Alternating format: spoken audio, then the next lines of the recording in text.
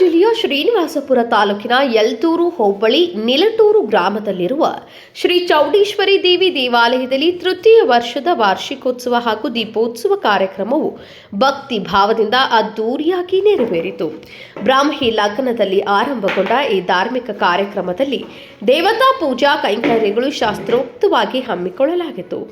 ಬೆಳಗ್ಗೆ 6 ಗಂಟೆಗೆ ಗಣಪತಿ ಹೋಮದಿಂದ ಆರಂಭಗೊಂಡ ಪೂಜಾ ಕ್ರಮದಲ್ಲಿ ನವಗ್ರಹ ಹೋಮ, ಅಷ್ಟಬಂಧನ ಪೂಜೆ, ಸ್ವಸ್ತಿ ವಾಚನ, ಅಂಕುರಾರ್ಪಣ, ಧ್ವಜಾರೋಹಣ, ಮಹಾಮಂಗಳಾರತಿ, ಚಂಡಿ ಹೋಮ ಸೇರಿದಂತೆ ಹಲವು ವೈದಿಕ ಕಾರ್ಯಕ್ರಮಗಳು ನಡೆಯಿತು. ಈ ವೇಳೆ ಶ್ರೀ ಚೌಡೇಶ್ವರಿ ದೇವಿಗೆ ಚಂದನದ ಅಭಿಷೇಕ, ವಿಶೇಷ ಹೂವಿನ ಅಲಂಕಾರ ಹಾಗೂ ತಂಬಿಟ್ಟು ದೀಪಗಳ ಅರ್ಪಣೆ ಭಕ್ತಿಪೂರ್ವಕವಾಗಿ ನೆರವೇರಿತು. ದೇವಾಲಯದ ಆವರಣದ ದೀಪಗಳ ಬೆಳಕಿನಿಂದ ಝಳಪಿಸಿ ಭಕ್ತರಲ್ಲಿ ಆಧ್ಯಾತ್ಮಿಕ ಉತ್ಸಾಹವನ್ನು ಮೂಡಿಸಿತು. ಸುತ್ತಮುತ್ತಲಿನ ಗ್ರಾಮಗಳಿಂದ ಆಗಮಿಸಿದ ಭಕ್ತಾದಿಗಳು ಸಾಂಪ್ರದಾಯಿಕ ಉಡುಪುಗಳನ್ನು ಧರಿಸಿ ಕುಟುಂಬ ಸಮೇತರಾಗಿ ದೇವಿಗೆ ತಂಬಿಟ್ಟು ದೀಪಗಳನ್ನು ಅರ್ಪಿಸುವ ಮೂಲಕ ದೀಪೋತ್ಸವಕ್ಕೆ ವಿಶೇಷ ಮೆರುಗು ತಂದರು. ಈ ಸಂದರ್ಭದಲ್ಲಿ ಮಾತನಾಡಿದ ದೇವಾಲಯದ ಪ್ರಧಾನ ಅರ್ಚಕರಾದ ಎನ್ ರಾಮಯ್ಯ ಅವರು, ದೇವಿಯ ಪವಾಡದಿಂದ ತನಗೆ ಉದ್ಯೋಗ ದೊರೆತಿದ್ದು, ಈ ಬಳಿಕ ದೇವಿಯ ಮೇಲಿನ ಅಪಾರ ನಂಬಿಕೆಯೊಂದಿಗೆ ತಮ್ಮ ದುಡಿಮೆ ಹಾಗೂ ಪತ್ನಿಯ ಸಹಕಾರದಿಂದ 2024 ಡಿಸೆಂಬರ್ನಲ್ಲಿ ಈ ದೇವಾಲಯವನ್ನು ನಿರ್ಮಾಣ ಮಾಡಲಾಗಿದೆ ಎಂದು ತಿಳಿಸಿದರು. ಕಾರ್ಯಕ್ರಮದ ಅಂತ್ಯದಲ್ಲಿ ಭಕ್ತರಿಗೆ ತೀರ್ಥಪ್ರಸಾದ ವಿತರಿಸಲಾಯಿತು. ಭಕ್ತಿ, ಶ್ರದ್ಧೆ ಹಾಗೂ ಸಂಭ್ರಮದೊಂದಿಗೆ ತೃತೀಯ ವರ್ಷದ ದೀಪೋತ್ಸವ ಯಶಸ್ವಿಯಾಗಿ ಸಂಪನ್ನವಾಯಿತು.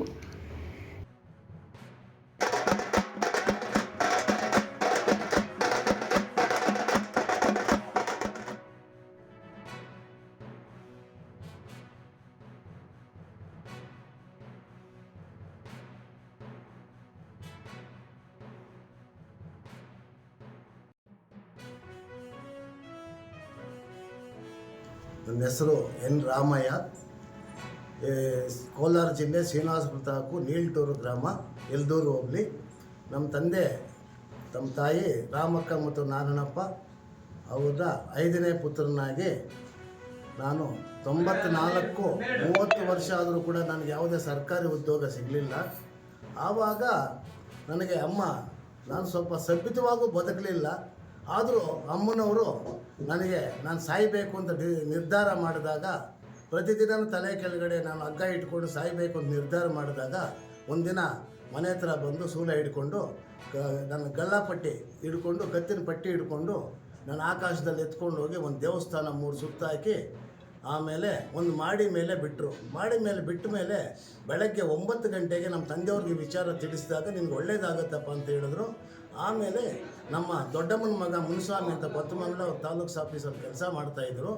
ಅವರು ಬೆಳಗ್ಗೆ ಬಂದು, ನೀನು ಕೋಲಾರ ಡೈರಿಯಲ್ಲಿ ನಿನಗೆ ಕೆಲಸ ನೋಡಿದ್ದೀನಿ ಬಾಪ ಅಂತೇಳಿ ನಾನು ಕರ್ಕೊಂಡು ಹೋದರು. ಆಮೇಲೆ ಅಲ್ಲಿ ರೂಮ್ ಮಾಡಿ ಅಲ್ಲಿ ಇಟ್ಟರು.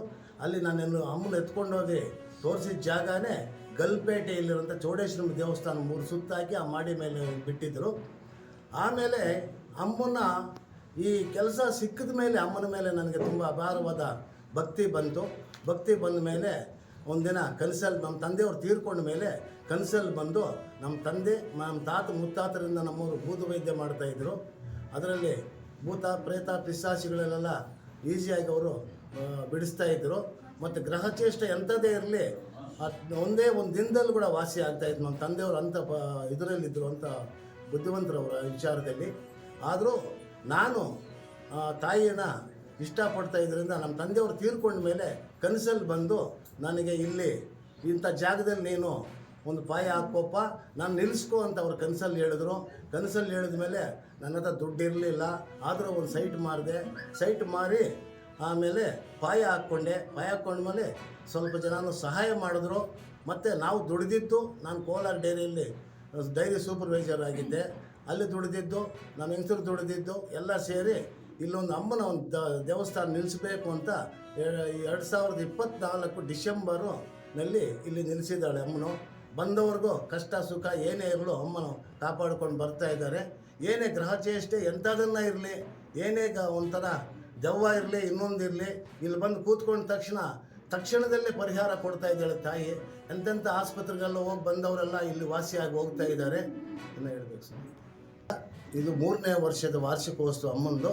ಪ್ರತಿ ವರ್ಷವೂ ನಾವು 3 ಊರುಗಳಿಂದ ದೀಪಗಳು ಬರ್ತಾ ಇದೆ. ಪೆದ್ದಪಲ್ಲಿ, ನೀಲ್ಟೂರು ಮತ್ತು ಹೊಸಳ್ಳಿಯಿಂದ ಅಪಾರವಾದ ಭಕ್ತರು ಬಂದು ಇಲ್ಲಿ ನಾವು ದೀಪೋತ್ಸವ ಮತ್ತು ಹೋಮ ಎಲ್ಲ ಮಾಡ್ತಾ ಇದ್ದೀವಿ.